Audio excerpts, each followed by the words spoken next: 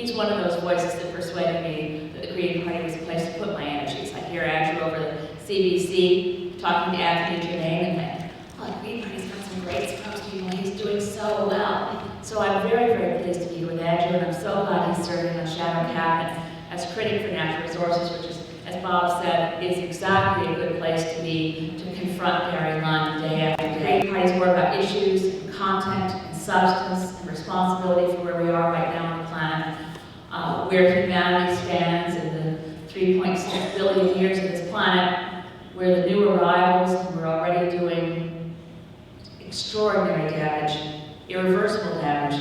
And the message from all of us working on these issues from within the Green Party is the good news that it's not too late to turn this around.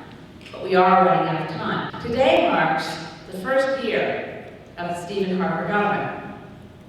I say elected because that's the good news. It also marks the end of the last year of the Stephen Harper government. But I think, in fact, I think Stephen Harper is a carbon copy of George Bush. And the pun of carbon is intentional. It's a carbon copy. The only issue in the last year in which Stephen Harper has deviated from the George W. Bush position is the one where he should have agreed with him. The banning of international draggers.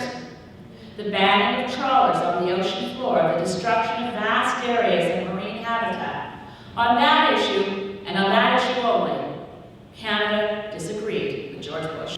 And when Stephen Harper was standing on that tarmac, he famously said,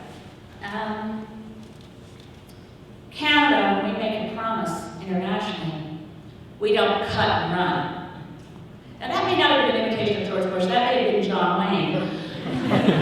But I don't know how he missed that Kyoto is actually an international promise. And more than a promise, it's kind of an international contract. It's a legally binding treaty from which he is cutting and running as fast as he can. Do you know that no minister of the Crown is allowed to give a speech until the Prime Minister's office has vetted it word for word? And not only is this true of ministers of the Crown, but of individual members of Parliament. And not only is it true of members of Parliament, it's true of senior and even mid-rank civil servants. If they're invited to the local Rotary, they have to submit their speech in advance to PMO, and they have to prepare to cancel their appearance if the Prime Minister's office does not approve the speech. Yeah, last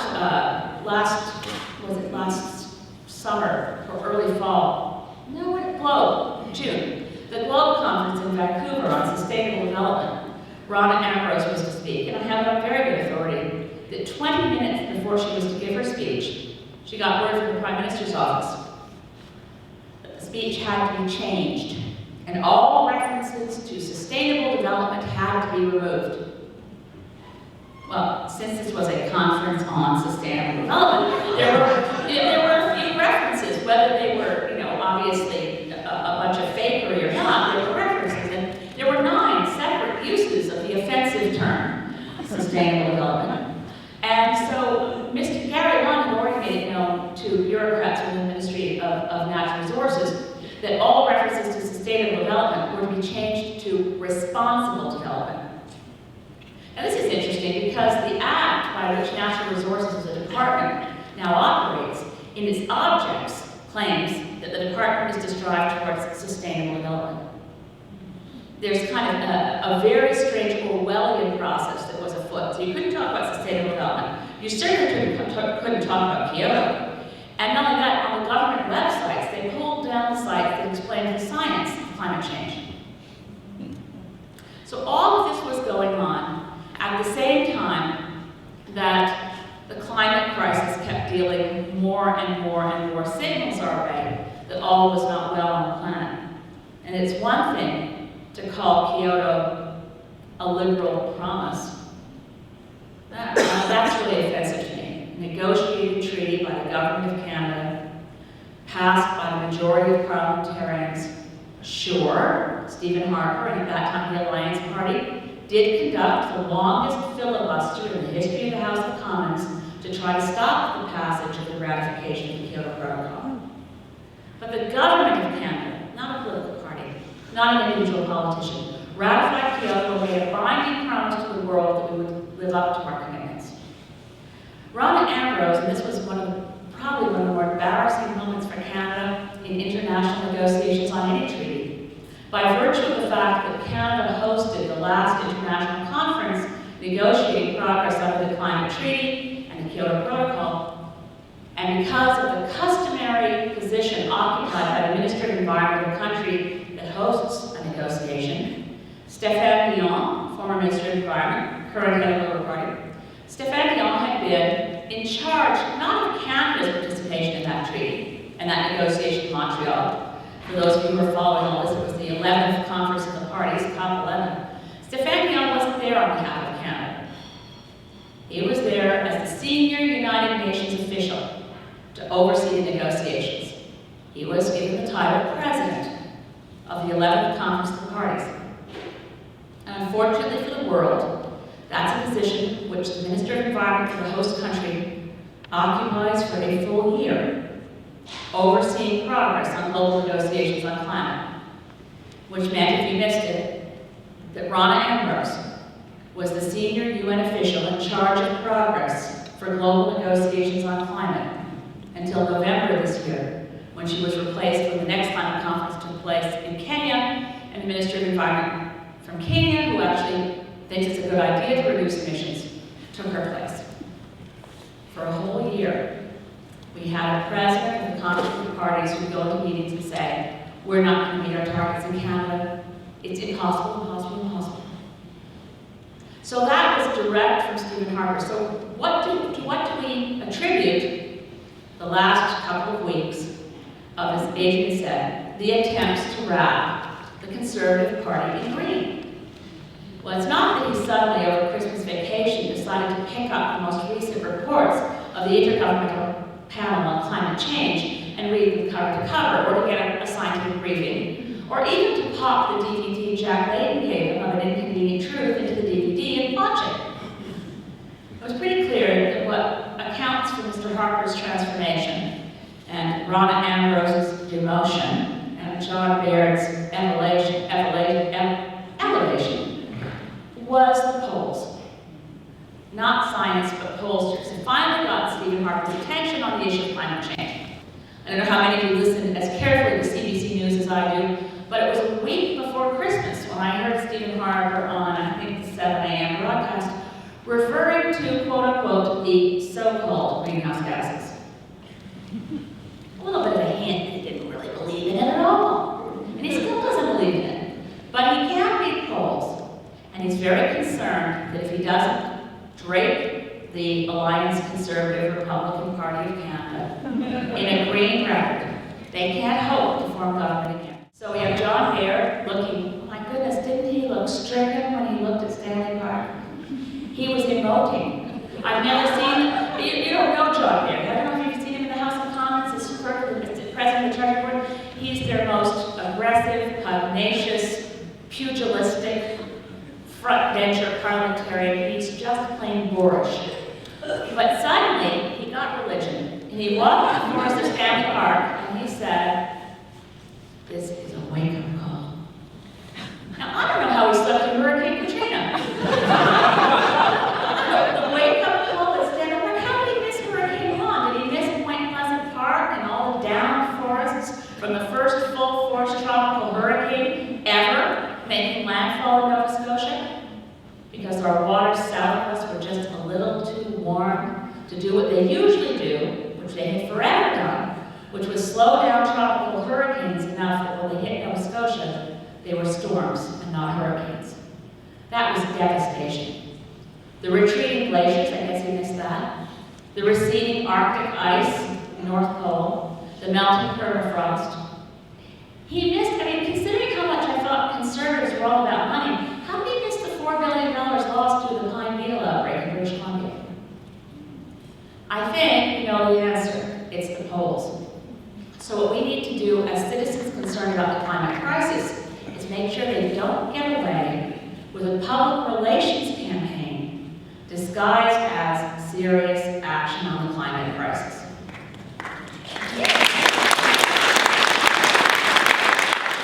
It won't cripple our economy, although goodness knows, you wonder what kind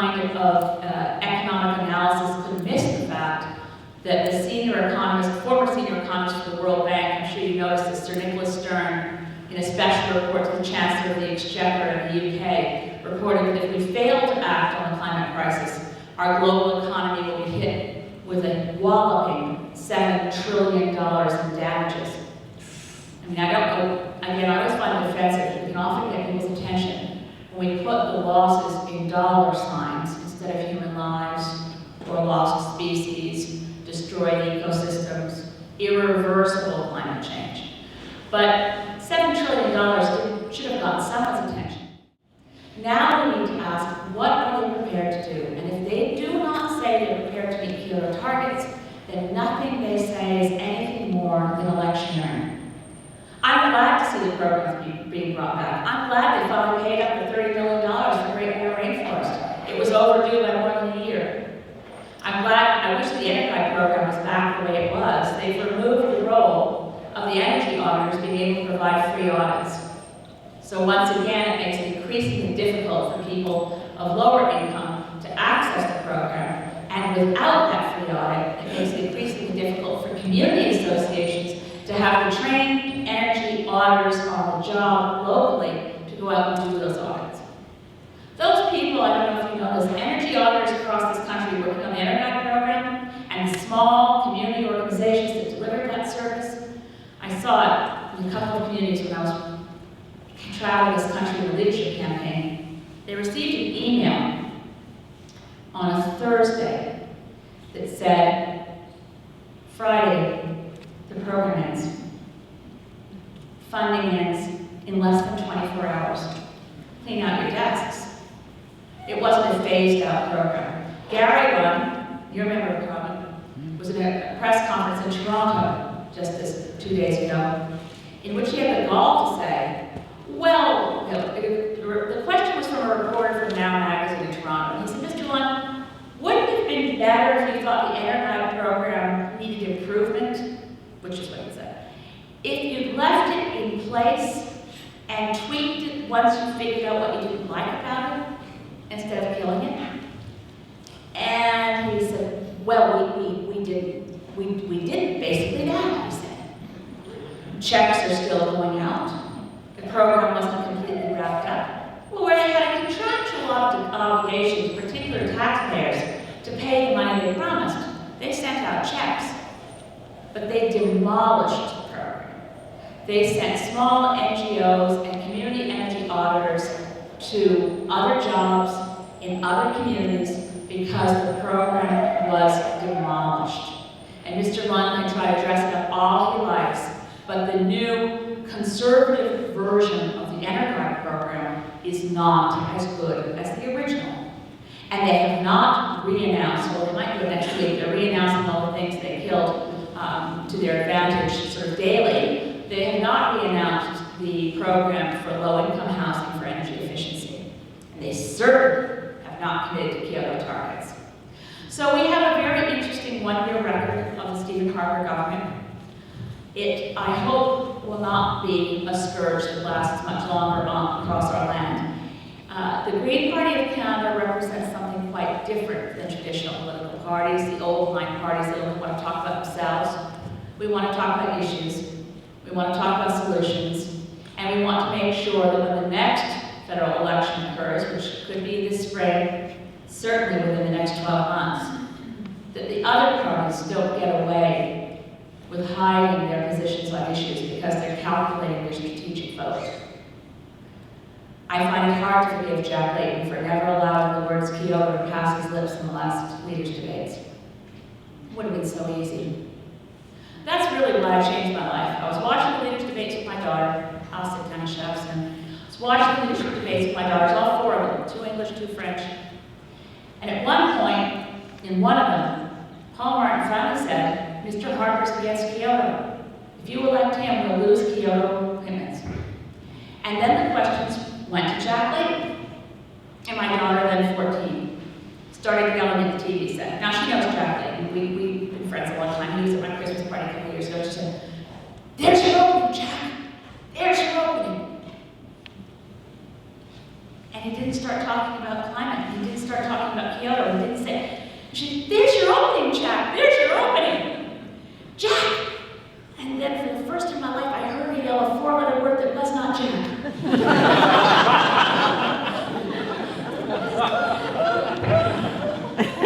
I thought, okay, I've got two choices here. I can either slit my wrists or listen to my friend Adrian and run for leader of the Green Party of Canada. So I made my choices.